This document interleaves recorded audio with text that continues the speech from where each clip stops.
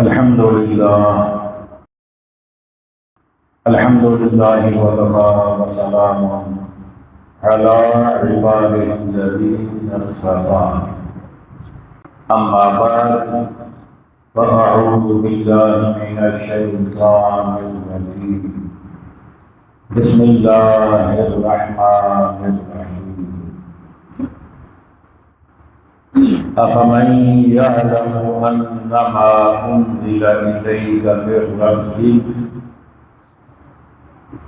من ربك الحق كمن هو أعمى إنما يتذكر أولو الألباب صدق الله مولانا العظيم. مل کر پڑھیے الصلاۃ والسلام علیک یا سیدی یا رسول اللہ وعلی آلک واصحابک یا سیدی یا حبیب اللہ.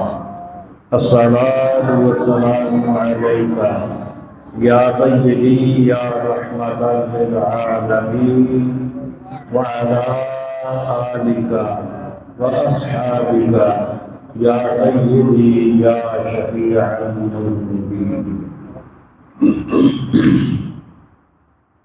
واجب صدر عظیم، سامعین محتشم، حاضرین مکرم اور شاطان مصطفیٰ کریم علیہ الصلاۃ والسلام، جامع صاحبان صحابہ کرام، محبان اہل بیت الرضوان اور عقیدت مندان اولیاء کرام،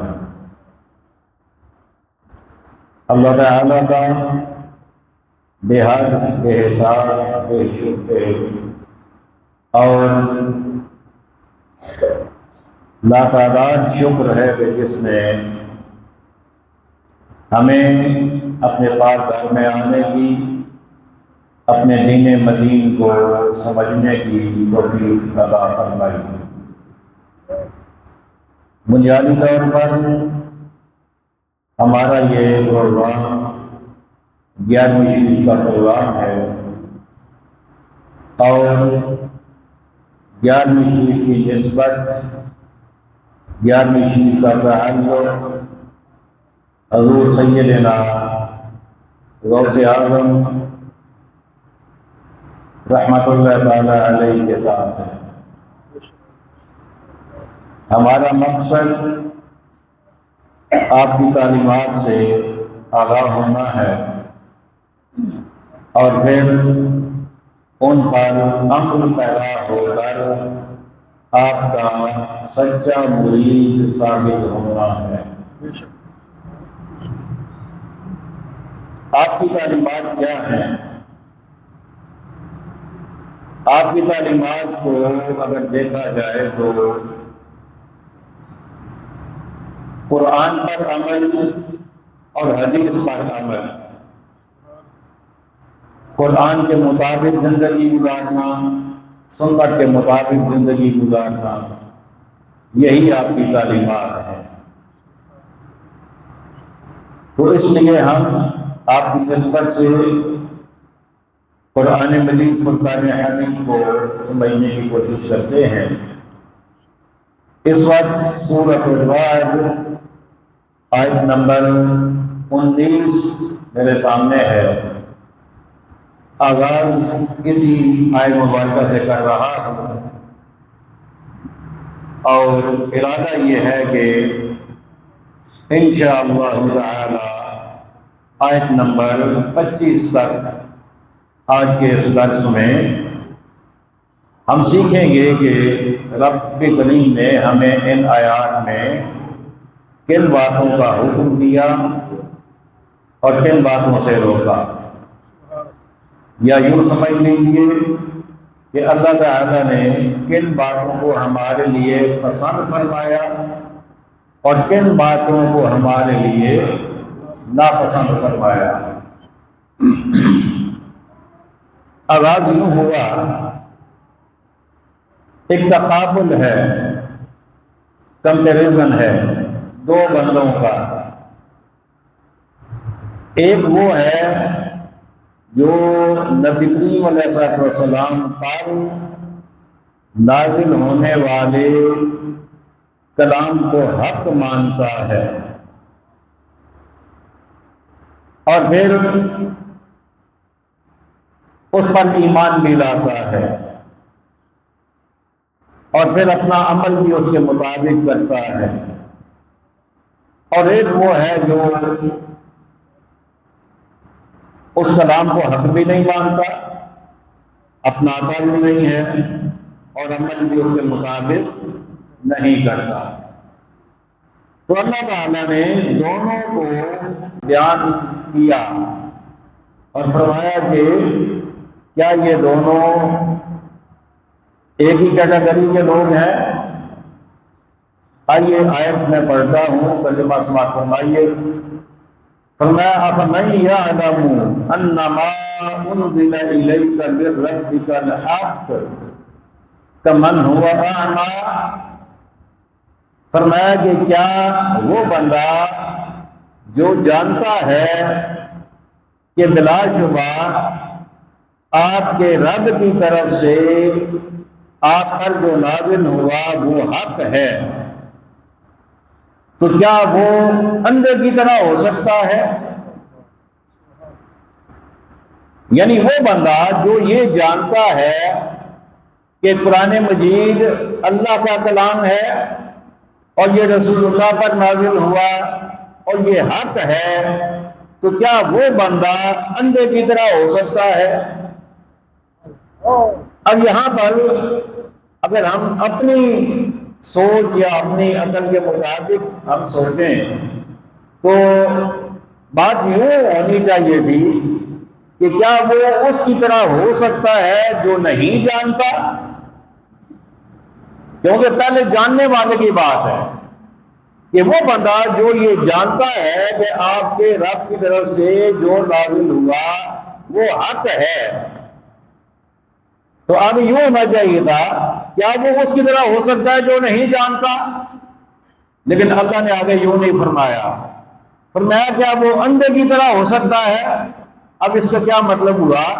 مطلب یہ کہ جو رسول اللہ پر نازل ہونے والے کلام کو حق مانے اور اسے قبول بھی کر لے وہ تو ہے دیکھنے والا، اور جو اس کلام کو مانے بھی نہیں اور اسے حق بھی نہ سمجھے، وہ آنکھیں بے شک رکھتا ہو، وہ بے شک دیواروں کو دیکھتا ہو، چھت کو دیکھتا ہو، آسمان کو دیکھ لیتا ہو، وہ پہاڑوں سمندروں کو دیکھ لیتا ہو، لیکن قرآن کہتا ہے کہ میری نظر میں وہ اندھا ہے۔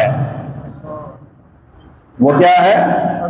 اور یہ کون سا اندھا ہے؟ یہ دل کا اندھا ہے، سمجھ کا اندھا ہے، اسے سمجھ ہی نہیں آتی۔ تو بینائی کا تعلق بعض دفعہ آنکھ سے ہوتا ہے، بعض دفعہ دل سے بھی ہوتا ہے۔ تو یہاں اندھے سے مراد وہ ہے جو قرآن کو حق نہ سمجھے، رسول اللہ صلی اللہ علیہ وسلم کی تعلیمات کو حق نہ سمجھے، تو یہاں وہ مراد ہے۔ تو فرمایا کہ جو یہ جانتا ہے کہ یہ کلام حق ہے وہ اندھا نہیں ہے، وہ آنکھوں والا ہے، وہ رب کے ہاں صحیح سلامت ہے، اور جو نہیں مانتا وہ اندھوں کی طرح ہے کہ بے شک آنکھیں رکھتا ہے لیکن رسول اللہ کے چہرے کو دیکھ کر اس نے کلمہ نہیں پڑھا تو اس نے کیا دیکھا؟ اس نے رسول اللہ پر نازل ہونے والے کلام کو سنا، لیکن اگر اس نے اس پر آمین نہیں کہا، لبیک نہیں کہا، تو اس نے کیا سنا؟ وہ ڈرا ہے۔ آگے چلیے، انما یتذکر اولو الالباب، فرمایا کہ یہ جو کلام ہے اس سے عقل مند ہی نصیحت حاصل کرتے ہیں، یہ عقل مندوں کو نصیحت دیتا ہے۔ اب عقل مند کون ہے؟ اگر آپ مجھ سے پوچھیں تو میں کہوں گا جی عقل مند وہ ہے کہ جو پیسے کمانا بھی جانتا ہو اور جمع کرنا بھی جانتا ہو۔ آپ کسی اور سے پوچھیں تو وہ کہے گا جو کوٹھیاں کاریں بنا لے، جو زیادہ کمائی کر لے، جو پلاٹ لے لے، جو تعلیم یافتہ ہو، جو کہیں چار بندوں میں بیٹھ کر تیز تیز باتیں کر سکتا ہو، جو انگلش بول سکتا ہو، ہر بندے کا اپنا معیار ہے کہ وہ کس کو عقل مند قرار دیتا ہے۔ لیکن آئیے ہم قرآن سے پوچھتے ہیں کہ قرآن کسی عقل مند قرار دیتا ہے۔ قرآن نے یہاں پر، میں نے تیزی میں گنتی کی ہے، اب پتہ نہیں ٹھیک ہے یا غلط ہے، ابھی یہیں بیٹھے بیٹھے 9 علامتیں بیان فرمائی ہیں عقل مندوں کی۔ اگر کمی بیشی ہو جائے تو اللہ معاف فرمائے۔ 9 علامتیں۔ اب پہلی علامت کیا ہے؟ فرمایا الذین یوفون بعہد اللہ، فرمایا عقل مندوں میں پہلا وہ ہے کہ جو اللہ کے ساتھ کیے ہوئے وعدے کو پورا کرتا ہے۔ اب اللہ کے ساتھ کیا وعدہ کیا تھا؟ رب نے فرمایا تھا الست بربکم، کیا میں تمہارا رب ہوں؟ تو سب نے کہا تھا بلا، کیوں نہیں؟ تو گویا انہوں نے رب کے ساتھ ایک وعدہ کر لیا کہ ہم تمہیں رب مانتے ہیں اور مانیں گے۔ لیکن دنیا میں آ کر جنہوں نے بت کو اپنے سامنے رکھ لیا، جنہوں نے درختوں کو سجدہ کرنا شروع کر دیا، جنہوں نے سورج کو اپنا معبود بنا لیا، تو گویا انہوں نے رب کے ساتھ کیا ہوا وعدہ پورا نہ کیا۔ اور پھر اگلی بات کہ وَلَا يَنْقُضُونَ الْمِيثَاقَ، یہ دوسری علامت ہے کہ وہ پکے وعدے کو توڑتے نہیں ہیں۔ یہ میثاق، یہ پکا وعدہ یہ کون سا ہے؟ یہ وہی وعدہ ہے جو رب نے یوم میثاق لیا تھا۔ اور یوم میثاق میں کیا وعدہ ہوا تھا؟ لیا نبیوں سے گیا تھا وہ، اور ان کی وساطت سے پھر آگے ہم تک پہنچا۔ میثاق کیا تھا؟ سب سے اہم پوائنٹ اس میں یہ تھا کہ رسول اللہ کو ماننا ہے۔ آج اس تفصیل میں نہیں جاتا، سب سے اہم گما پھر آگے بات جہاں پہ ختم کی وہ بات یہ ہے کہ تم نے میرے رسول کو ماننا ہے۔ نبیوں سے عہد لیا گیا، اب نبی نے تو ظاہر ماننا ہی ماننا تھا، وہ تو نبی یہ ہوئے، ان میں تو رب کی مرضی کے علاوہ کچھ سوچنا بھی محال ہے، وہ تو سوچتے بھی نہیں ہیں۔ لیکن ان کے ذریعے پھر ہم تک بات پہنچی کہ جب نبیوں نے ماننا ہے تو امتی کیوں نہ مانے؟ تو یہ میثاق ہے رب کے ساتھ، تو فرمایا کہ اسے توڑتے نہیں ہیں۔ پر کیا مطلب ہوا؟ پہلی جو علامت ہے اللہ کو ماننا اور دوسرا رسول اللہ کو ماننا، تو یہ عقل مندوں کی پہلی علامت کہ اللہ کو مانے اور دوسری علامت رسول اللہ کو مانے۔ اس سے باقی بھی چیزیں پھر آ جاتی ہیں۔ جب اللہ کو ماننا ہے تو اللہ کے احکامات کو بھی ماننا ہے، جب رسول اللہ کو ماننا ہے رسول اللہ کی تعلیمات کو بھی ماننا ہے، اور پھر فقط ماننا نہیں اس پر عمل بھی کرنا ہے، تو یہ ساری باتیں اس میں آ جاتی ہیں۔ اب تیسری علامت جو رب نے عقل مندوں کی بیان فرمائی، فرمایا والذین یصلون ما امر اللہ بہ ان یوصل، فرمایا کہ چوتھی علامت ان کی یہ ہے کہ وہ اس چیز کو جوڑتے ہیں جس کا رب نے جوڑنے کا حکم دیا ہے۔ اب اللہ نے کس چیز کے جوڑنے کا حکم دیا ہے؟ رب نے انسانوں کو آپس میں جوڑنے کا حکم دیا ہے، ملانے کا حکم دیا ہے۔ رب نے بھائی کو بھائی سے ملانے کا حکم دیا ہے، رب نے دوست کو دوست سے ملانے کا حکم دیا ہے، رب نے رشتوں کو ملانے کا حکم دیا ہے، رب کے رسول نے رشتوں کو ملانے کا حکم دیا ہے۔ تو جو جوڑتے ہیں وہ تو ہے عقل مند، اور جو جوڑتے نہیں ہیں بلکہ کیا کرتے ہیں؟ توڑتے ہیں۔ ان کا ذکر آگے آئے گا، اینڈ میں آئے گا، لیکن میں نے ویسے چلے آپ سے پوچھ لیا کہ جوڑنے والے تو ہوئے عقل مند۔ اب ہم نے دیکھنا ہے ہمارے معاشرے میں کتنے لوگ ہیں جو جوڑنے والے ہیں اور کتنے ہیں جو توڑنے والے ہیں۔ اچھا، جو توڑنے والے ہیں نا وہ بولتے بھی زیادہ ہیں اور وہ برادری میں بڑے معتبر بھی سمجھے جاتے ہیں۔ جہاں بھی کوئی بات ہو نا وہ سب سے پہلے پہنچے ہوتے ہیں، بڑے جناب وہ کاٹن شاٹن پرنڈی ہرنڈی اور وہ جناب بڑا گیٹ اپ ان کا ہوتا ہے۔ لیکن جاتے جاتے درمیان میں نا جب دیکھیں گے دو بندے آپس میں ان کی صلح ہو رہی ہے تو کوئی ایک شوشہ ایسا چھوڑ دیں گے کہ وہ پھر آپس میں الگ ہو جائیں گے، اور پھر پتہ کہیں گے کیا، نہیں میں تو ایویں گل کیتی سی، ہمارا مطلب یہ نہیں سی۔ یہ جو ایک گل والے ہوتے ہیں نا، یہی ہمارے گلے پڑتے ہیں، ان سے ہمیشہ بچنا چاہیے۔ اللہ اکبر۔ ان کے اندر، ضمیر کے اندر کوئی ایسی ایک خباثت ہوتی ہے کہ وہ جب تک فساد نہ کرا لے انہیں چین نہیں ملتا،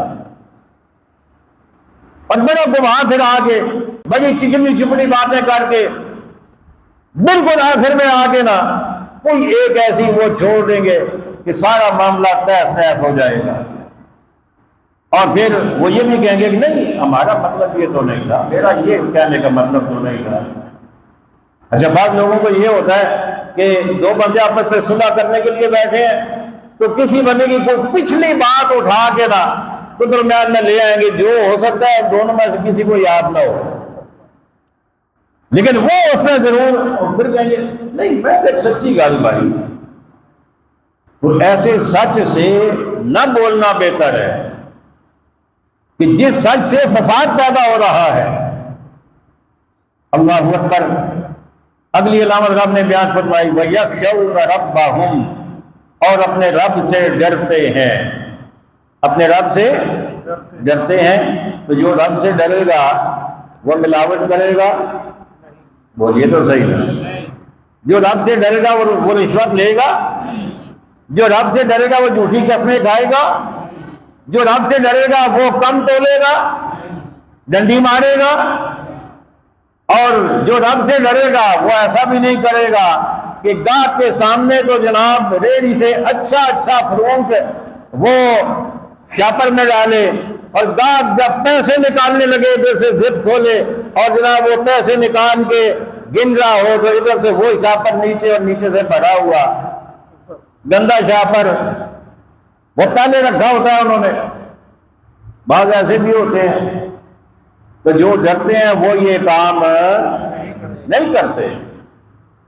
وَيَخَافُونَ سُوءَ الْحِسَابِ، اور وہ برے حساب سے ڈرتے ہیں۔ اب یہ برا حساب کون سا ہے؟ یہ برے اعمال کا حساب ہے، یہ غلط اعمال کا حساب ہے۔ تو جب اعمال غلط ہوں گے تو حساب بھی غلط ہوگا، جب حساب غلط ہوگا تو پھر بندہ بجائے جنت کے جہنم کا حقدار ٹھہرے گا، پھر بجائے ثواب کے عذاب کا حقدار ٹھہرے گا، تو وہ برے عذاب سے ڈرتے ہیں۔ اگلی علامت رب نے بیان فرمائی وَالَّذِينَ صَبَرُوا ابْتِغَاءَ وَجْهِ رَبِّهِمْ، اور وہ رب کی رضا چاہتے ہوئے صبر کرتے ہیں، رب کی رضا چاہتے ہوئے صبر کرتے ہیں۔ کوئی مصیبت آ جائے، کوئی پریشانی آ جائے، کوئی دکھ آ جائے، کوئی تکلیف آ جائے، کوئی فوت ہو جائے، کوئی زخمی ہو جائے، غربت آ جائے، کچھ بھی ہو جائے، وہ رب کی رضا کو مقدم رکھتے ہیں۔ وہ زبان پر شکوہ کے الفاظ نہیں لاتے، وہ گلہ شکوہ نہیں کرتے، وہ صبر کرتے ہیں۔ اور اس سے اگلی علامت رب نے بیان فرمائی وَأَقَامُوا الصَّلَاةَ، اور وہ نماز قائم کرتے ہیں۔ یہ بھی ان کی علامت ہے۔ ایک ہے نماز پڑھنا، ایک ہے نماز قائم کرنا، دونوں میں فرق ہے۔ نماز پڑھنا یہ ہے کہ ایک پڑھ لی دو چھوڑ دی، پھر اگلی ایک اور پڑھ لی اور اگلی دو چھوڑ دی، یہ نماز پڑھنا ہے۔ اور ایک یہ بھی ہے کہ دھیان کہیں اور ہے اور ہے نماز میں، اور ایک یہ بھی ہے کہ نماز پڑھ رہے ہیں اور خیالات پتہ نہیں کہاں جا رہے ہیں، تو یہ نماز پڑھنا ہے۔ اور پھر یہ بھی ہے کہ نماز کے آداب کا پتہ نہیں ہے، وضو کے آداب کا پتہ نہیں ہے، وضو کے مسائل کا پتہ نہیں ہے، نماز کے فرائض کا، واجبات کا، سنن کا، سجدہ سہو کیسے واجب ہوتا ہے، کرنا کیسے ہے۔ تو یہ ساری جو چیزیں ہیں ان کو ذہن میں رکھ کر ان کا علم حاصل کر کے باقاعدگی کے ساتھ 5 نمازیں پوری کی پوری توجہ کے ساتھ ادا کرنا، یہ قائم کرنا ہے، یہ قائم کرنا ہے۔ وَأَقَامُوا الصَّلَاةَ، اور نماز پڑھتے ہیں۔ کہیں بھی رب نے یہ نہیں کہا کہ وہ نماز پڑھتے ہیں، یہ نہیں کہا۔ جہاں بھی حکم ملا قائم کرنے کا ملا۔ اگلی علامت رب نے بیان فرمائی وَأَنفَقُوا مِمَّا رَزَقْنَاهُمْ سِرًّا وَعَلَانِيَةً، اور وہ خرچ کرتے ہیں اس میں سے جو ہم نے انہیں دیا۔ کیسے؟ سرًّا، پوشیدہ، وعلانیہ، اور ظاہر کر کے، دونوں طریقوں سے۔ اب دیکھیں رب نے الفاظ بڑے حوصلہ افزا ہیں اس بندے کے لیے کہ جو تھوڑا کنجوس ذہن کا مالک ہو، اس کے لیے بڑے حوصلہ افزا الفاظ ہیں۔ رب یہ نہیں کہہ رہا کہ اپنے مال میں سے خرچ کرتے ہیں، نہیں، رب کہہ رہا جو ہم نے دیا اس میں سے خرچ کرتے ہیں۔ اب دیا بھی رب نے، خرچ بھی اس کے نام پہ کرنا ہے، اور کرتے ہوئے پھر بھی اگر ہاتھ کانپنا شروع ہو جائے، جیب کی طرف نہ جائے، تو پھر یہ قابل افسوس ہے۔ رب نے فرمایا ہمارے دیے ہوئے میں سے وہ خرچ کرتے ہیں، اور خرچ کرتے کیسے ہیں؟ چھپا کر۔ چھپاتے کیوں ہیں؟ تاکہ ریاکاری نہ ہو، تاکہ دکھلاوا نہ ہو، تاکہ ایک بندہ 1000 روپیہ دے سکتا ہے، دوسرا 5 روپے دے سکتا ہے، تو 5 والا شرمندہ نہ ہو کہ یہ تو 1000 دے رہا ہے، میں تو 5 دے رہا ہوں۔ تو وہ چھپا کے خرچ کرتے ہیں۔ اور کبھی موقع ایسا آ جائے کہ جہاں ترغیب دینے کی ضرورت ہو، جہاں لوگوں کو راغب کرنے کی ضرورت ہو، تو پھر وہاں پر وہ سب کے سامنے بھی دیتے ہیں۔ اب یقینا جب مسجد میں اعلان ہو کہ مسجد کی تعمیر کا کام جاری ہے، تو تمام حضرات اپنا اپنا حصہ ڈالیں، اور کوئی بندہ بھی نہ اٹھ رہا ہو تو اس وقت کوئی بندہ یہ سوچ کے کہ چلے ابتدا میں کر دیتا ہوں، مجھے دیکھ کے اللہ کرے گا 2 4 10 بندے اور کھڑے ہو جائیں گے۔ اگر نیت اس کی یہ ہے تو پھر اس کا دکھا کے دینا بھی ثواب ہے، اس کا سب کے سامنے دینا بھی ثواب ہے۔ تو کبھی وہ چھپا کے دیتے ہیں، کبھی وہ اعلانیہ دیتے ہیں۔ اور اس سے اگلی بات رب نے فرمایا وَيَدْرَؤُونَ بِالْحَسَنَةِ السَّيِّئَةِ، فرمایا کہ وہ برائی کو بھلائی کے ساتھ ٹالتے ہیں۔ توجہ کیجیے گا، برائی کو بھلائی کے ساتھ ٹالتے ہیں۔ کیا مطلب؟ ایک بندہ برائی کر رہا ہے، وہ اس کے ساتھ برائی نہیں کرتے بلکہ وہ بھلائی کرتے ہیں۔ ایک بندہ گالی دے رہا ہے، وہ گالی نہیں دیتے، وہ دعا دیتے ہیں۔ ایک بندہ پتھر پھینک رہا ہے، وہ پتھر نہیں پھینکتے، وہ پھول دیتے ہیں۔ یہ برائی کو بھلائی سے ڈالنا ہے۔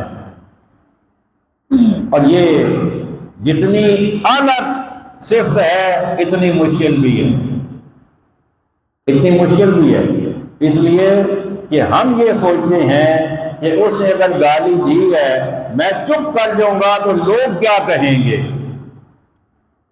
ایسے کچھ نہیں بن رہا ہے، ایسے بولتے ہی نہیں ہے، وہ گالیاں سن رہے ہیں بولتے ہی نہیں۔ لیکن اگر وہ گالی سن کے چپ ہو جائے گا، لوگ جو بھی کہیں گے رب راضی ہو جائے گا، رب راضی ہو جائے گا، وہ رب کی رضا کے لیے خاموش ہو جائے۔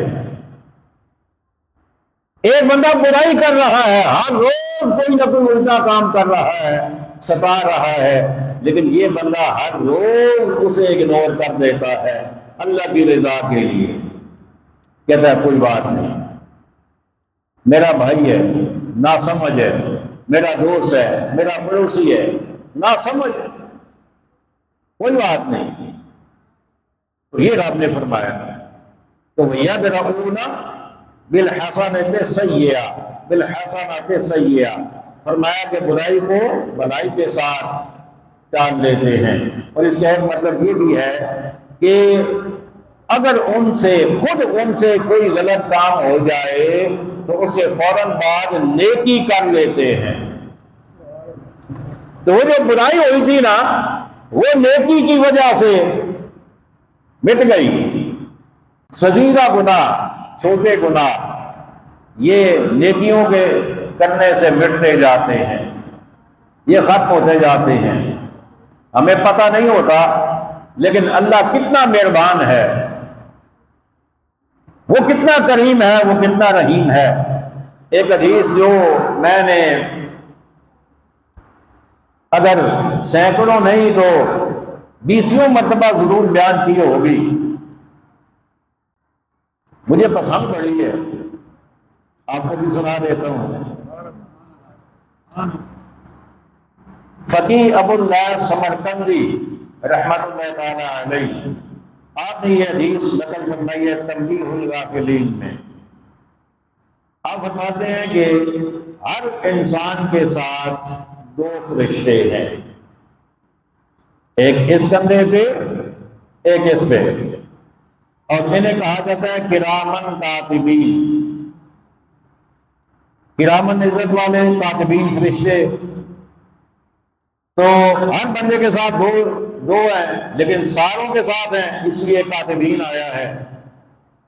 تو عزت والے، لکھنے والے، کاتب کا مطلب لکھنے والے ہیں فرشتے، کیونکہ لکھتے ہیں اس لیے انہیں کاتبین کہا جاتا ہے۔ یہ جو ہے یہ نیکیاں لکھتا ہے، یہ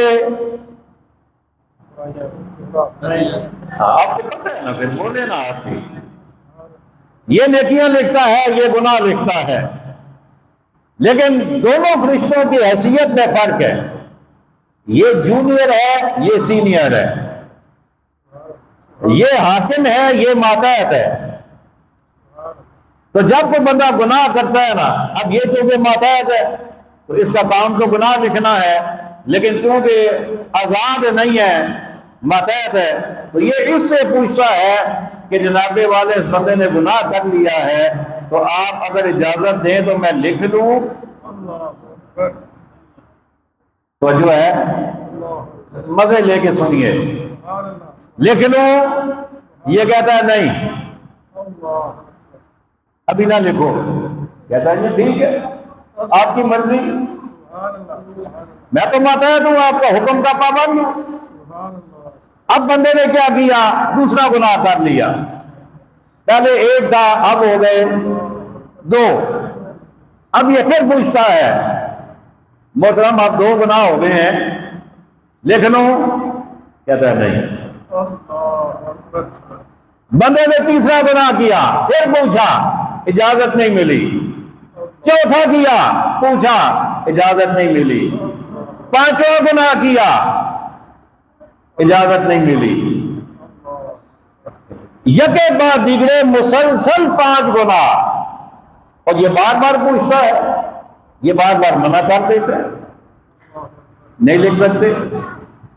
اب 5 گناہ کرنے کے بعد بندہ ایک نیکی کر لیتا ہے، کیا کرتا ہے، ایک نیکی کر لیتا ہے۔ اب یہ جو ہے نا، یہ اسے کہتا ہے اب میری بات سن، میں تمہیں اب بتاتا ہوں، حساب سمجھاتا ہوں۔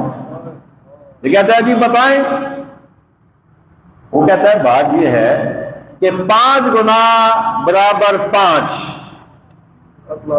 گناہ برابر 5 اور ایک نیکی برابر، بولیے تو صحیح نا، ایک نیکی برابر 10، ایسے کیے 5 گناہ، تو 5 نیکیوں کے بدلے میں 5 گناہ معاف، 5 گناہ کیے تھے، 5 نیکیاں، 5 گناہوں کو معاف کر دیا، ان کے ذریعے سے معاف ہو گئے 5 گناہ، 5 نیکیاں بھی چلی گئی، 5 گناہ بھی معاف ہو گئے۔ پیچھے کیا رہ گیا، 5 نیکیاں، وہ کہتا ہے یہ میں لکھ لیتا ہوں، تمہارا حساب صاف ہے۔ نعرہ تکبیر،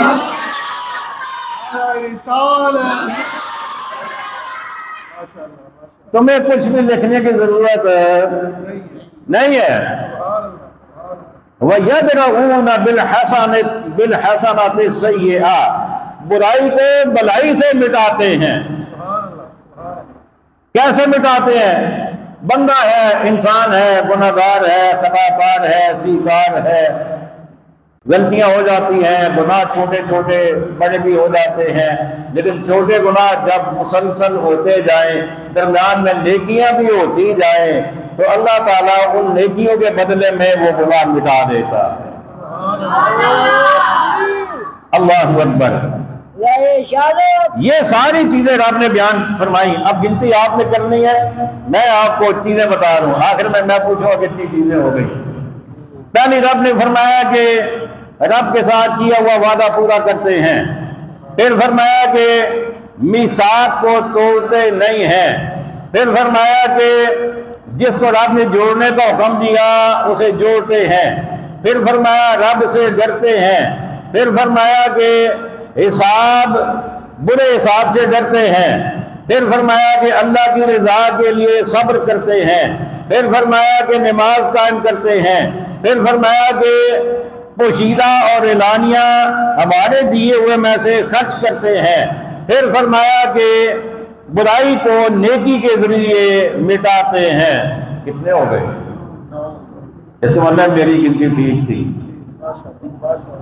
میں نے تیزی میں کی تھی. میں کہ چلے ذرا آپ کو بھی گواہ بنا لوں. یہ 9 باتیں.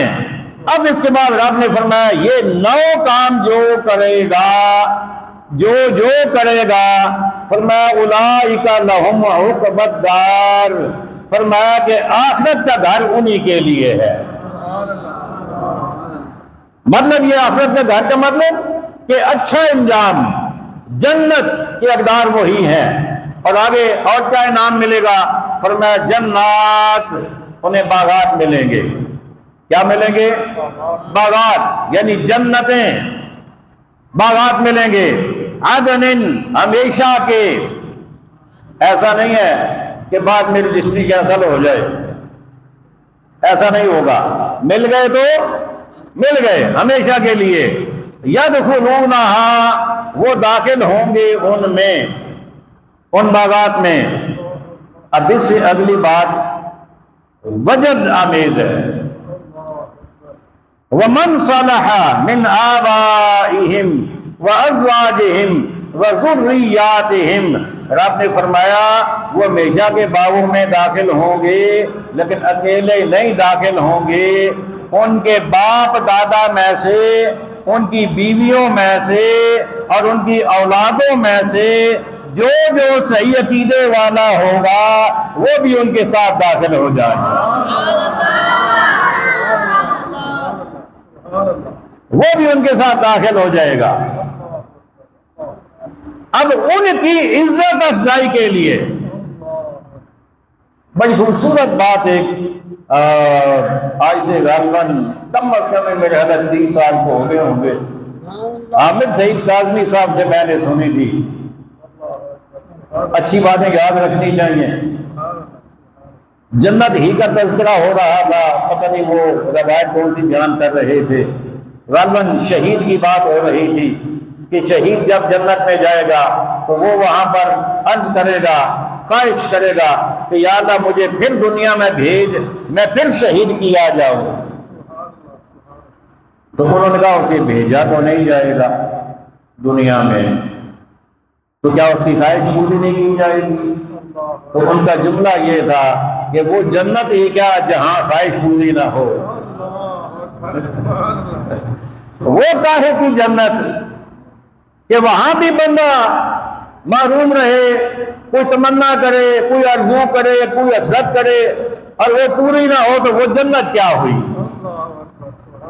تو یہاں بھی اب یہ جن میں یہ صفات اوپر رب نے بیان کی، یہ جنت میں چلے جائیں، ان کا باپ جہنم میں ہو، ان کی بیوی جہنم میں ہو، ان کی اولاد جہنم میں ہو، تو کیا انہیں سکون ملے گا؟ بولیے تو صحیح نا، سکون ملے گا؟ تو جب جنت میں بھی سکون نہ ہو تو جنت کیا ہوئی؟ بات سمجھ آ گئی؟ اس لیے رب نے ان اچھے کاموں کی وجہ سے انہیں جنت میں داخل کرے گا، اور پھر ان کی عزت افزائی کے لیے رب ان کے باپ دادا کو، ان کی بیویوں کو، ان کے اولادوں کو بھی جنت میں داخل فرما دے گا۔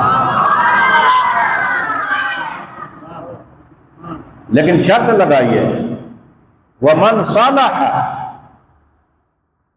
جس کا عقیدہ ٹھیک ہوا، بد عقیدہ نہیں۔ اگر کسی کے باپ بد عقیدہ ہے، سمجھانے کے باوجود عقیدہ تبدیل نہیں کرتے، ان کی کوئی گارنٹی نہیں صحیح عقیدہ کی بات۔ وَالْمَلَائِكَةُ يَدْخُلُونَ عَلَيْهِمْ، اور فرشتے ان پر داخل ہوں گے۔ پہلے وہ داخل ہوں گے جنت میں، ان کے باپ دادا بھی ساتھ ہوں گے، ان کی بیویاں بھی ساتھ ہوں گی، ان کے بچے بھی ساتھ ہوں گے، اور پھر ساتھ ساتھ کیا ہوگا؟ وَالْمَلَائِكَةُ يَدْخُلُونَ عَلَيْهِمْ مِنْ كُلِّ بَابٍ، اور ہر دروازے سے، جنت کے 8 دروازے ہیں، ہر دروازے سے فرشتے بھی داخل ہوں گے۔ ان کے بعد اور وہ داخل ہو کر کریں گے کیا؟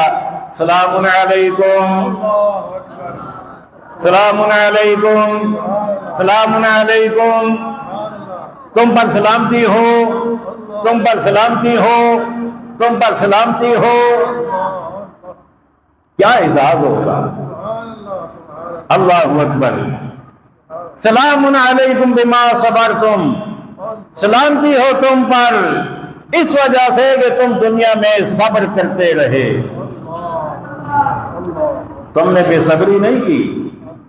اب یہ کہ نا کسی کا چھوٹا بچہ فوت ہو جائے تو اکثر لوگ گلے شکوے والے جملے کہہ دیتے ہیں، ابھی تو اسے دیکھا ہی کیا تھا۔ تو بھائی تم نے کیا دیکھ لیا ہے؟ سمجھ آئی ہے؟ پوچھا جائے نا کہ تم نے کیا دیکھ لیا ہے۔ اگر اکیلے بٹھا کے پوچھا جائے تو سوائے پریشانیوں کے تم اور کچھ بھی نہیں بتاؤ گے کہ جی بیمار بھی ہوں، شوگر بھی ہے، پیسے بھی نہیں ہے، فلاں کام یوں ہو گیا، مکان بھی نہیں ہے۔ تو تم نے کیا دیکھ لیا جو اسے تم دکھانا چاہتے تھے؟ بھائی اسے دیکھا ہی کیا تھا ابھی؟ تو بھائی جتنا رب نے اسے دکھانا تھا اسے دکھا دیا، اور آپ کیا دکھاتے اسے؟ اللہ اکبر۔ اگر کوئی جوان فوت ہو جائے تو ابھی تو اس کی عمر ہی نہیں تھی جانے کی، تو بھائی تمہیں کس نے بتایا کہ نہیں عمر تھی اس کی جانے کی؟ جس نے بھیجا ہے اسے پتا ہے نا کہ اس کی جانے کی عمر کب ہے، اور اسی نے واپس بلایا ہے، تو اسے پتا ہے نا کہ اس کی عمر کتنی تھی اور کتنا اس نے رہنا تھا۔ اگر کوئی بڑا فوت ہو جائے، چھوٹے بچے ہوں، اوہو اب کیا ہوگا؟ بچوں کا کیا ہوگا؟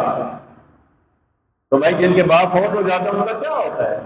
رزق کون دیتا ہے؟ سارے معاملات کس کے دست قدرت میں ہیں؟ اللہ کے دست قدرت میں۔ میں نے تو ایسوں کو بھی دیکھا ہے کہ باپ ہے، زندہ سلامت موجود ہے، صحت مند ہے، لیکن اس کے باوجود بچے جو ہیں وہ غربت کی زندگی گزار رہے ہیں، اور اسی معاشرے میں نے دیکھا ہے کہ باپ کی موجودگی میں بچے تنگ تھے، باپ فوت ہوا، رب نے خوشحالی عطا فرما دی۔